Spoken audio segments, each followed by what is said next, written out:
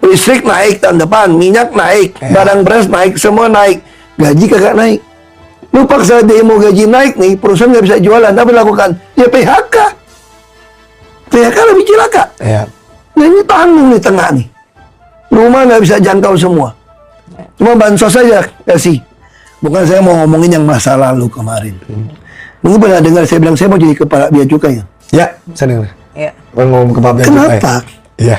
Karena kalau barang masuk, kontainer gede, barang kecil-kecil industri ini, dikasih pakai forwarder, bayar berapa juta langsung masuk. Orang itu nggak bayar PPN, nggak pakai warehouse. Terus barang-barang Cina, bukan gua anti barang Cina ya. Yang tangan gua, sepatu gua made in China, merek luar kok. Kita ini hampir semua made in China nih.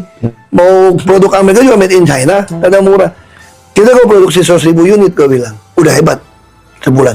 Di China biasa 10 juta. Kalau dia barang cacatnya 1%, 100.000 dong. Lebih, ya. Dia nggak jual banting harga. Barang buangan di gudang kok. Lu ambil aja beli, jual. Jual online. Yang lagi top Sofi itu. Yang mau bikin markas di Solo lagi kan. Nah maksud gua, kita nggak tahu itu terjadi tau. Bukan mau bikin, udah ada. Oke lanjut. Ya. Gue bilang Tokopedia bisa bangkrut nih. Udah ngomong 3 tahun yang lalu nih. Kalau dibiarin kayak begitu nih. Tokopedia asli lokal. Beli-beli juga masalah. Semua industri gulung tikar nanti. Yang kecil-kecil. Karena kontainer bisa masukin dong. Nggak bisa bersaing sama situ. Sementara mereka yang punya pabrik di sini bayar PPN resmi. Bayar masuk barang, biaya impor masuk dong. Gudang kadang ditahan. Bisa gitu lama nggak keluar barang. Ini belum lagi kelas menengah. Udah ini ngaco. Mendak rahasia sita barang-barang orang yang dia mana tahu dia beli sama orang. Kenapa nggak mau niru sistem pajak ke Singapura, gue bilang. Nah kalau dengan cara itu semua industri bangkrut. Kalau industri bangkrut, lapangan kerja susah.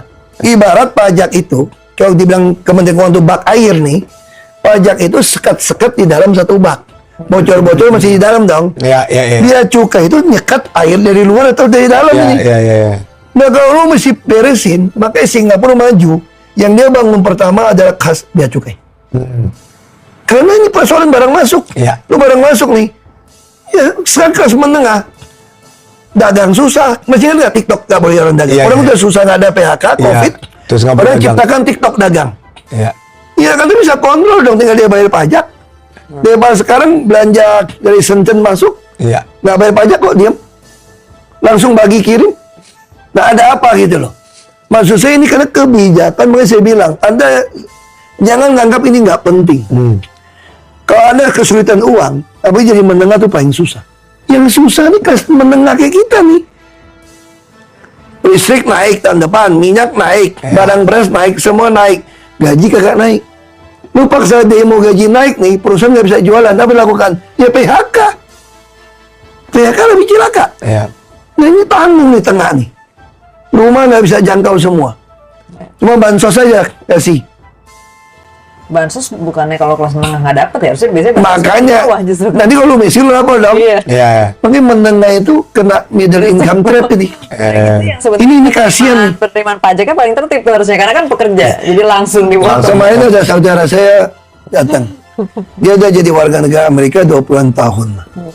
Soalnya kenapa nggak mau tinggal sini? Lu kan suka makan Indonesia. Gue ajak dia makan sate kambing, apa keraret apa gitu yang enak, dagingnya enak, enak. Di Amerika nggak ada. Ya udah lu pensiun di rumah sini tinggal di Indonesia aja, lebih enak. Pindah warga negara Indonesia. Bukan. Lu tahu kenapa gue mau ke Amerika? Lu kan tahu gue bukan orang kaya kan. Gue pergi tuh nggak ada duit. Di Amerika gue kerja setengah mati. Waktu gue tua, pajak yang gue bayar tuh dikembaliin negara piara saya. Kita punya pajak, BUMN, asuransi bangkrut, ditutup, seenaknya duit kita hilang. Duit gua aja hilang Jiwasraya. Padahal waktu gua kerja dulu gua simpen, gua pikir buat gua pensiun tua nih. Jadi kan kita menengah kan, kita kerja mesti simpan duit tau. Supaya waktu kita tua pensiun ada duit kan. Hilang. Itu kekhawatiran tabungan rumah juga kan kemarin. Makanya negara ya gitu ya. Khawatir semua kabar. Makanya kita mau taruh di mana? Jadi bingung, ada trust. Itu harusnya negara yang ngurus kita dong. Gua udah bayar pajak nih. Nanti waktu gua tua, lu balikin dong pajak yang gua bayar dong. Fair dong. Lu dapat duit lagi dari mana? Generasi berikutnya bayar pajak orang tua, kan gua udah bangun negara ini.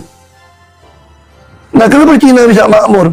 Begitu dia makmur, tentara yang pensiun saja bisa terima kalau nggak salah sama gajinya dengan waktu dia Waktu dia gaji.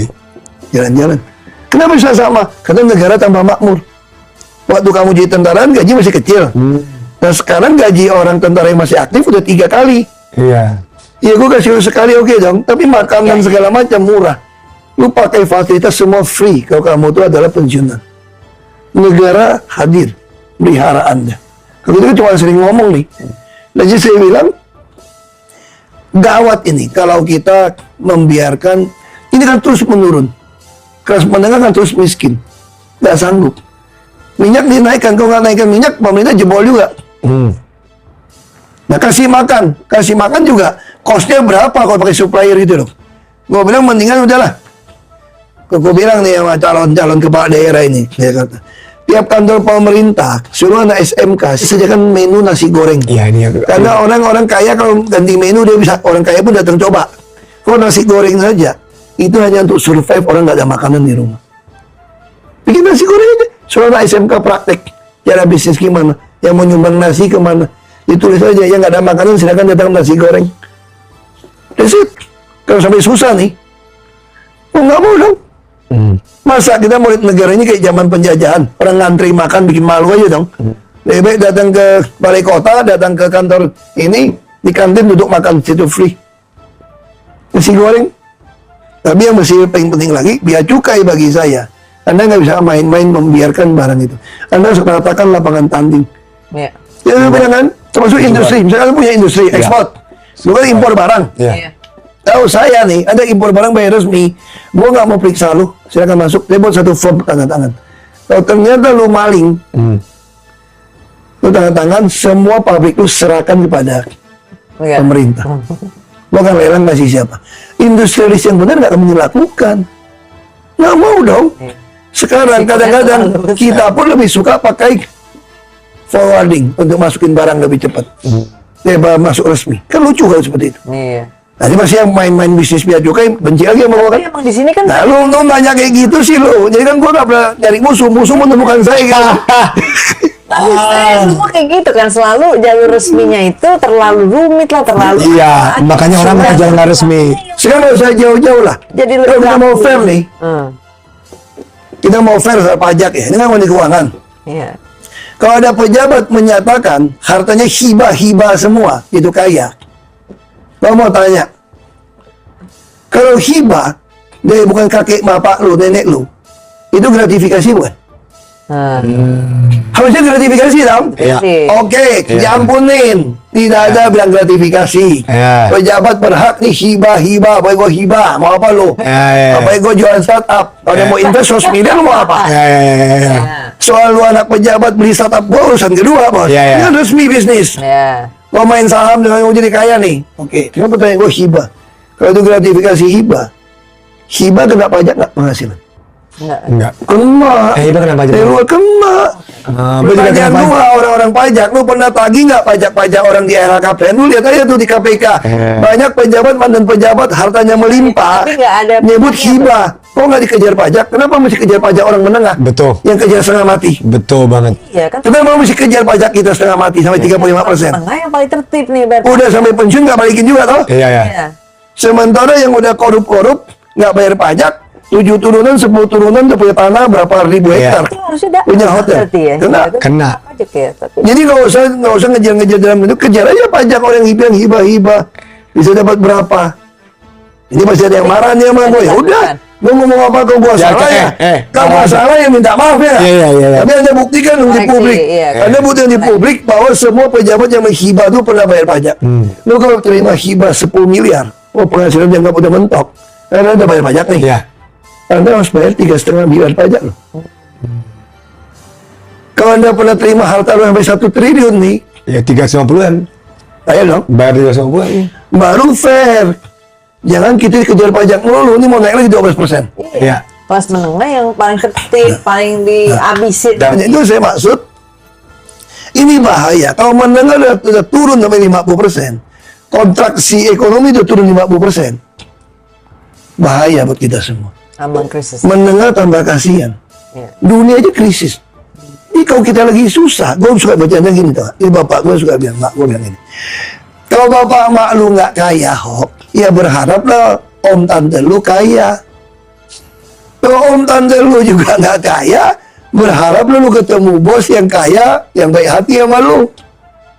Kalau lu juga nggak ketemu bos yang kaya, karena nggak ada orang kaya mau kerjain lu berdoalah supaya ada bapak lu di pemerintah. Ada pemerintah yang baik hati, yang ngurusin lu. Supaya orang dari lahir sampai mati, negara hadir.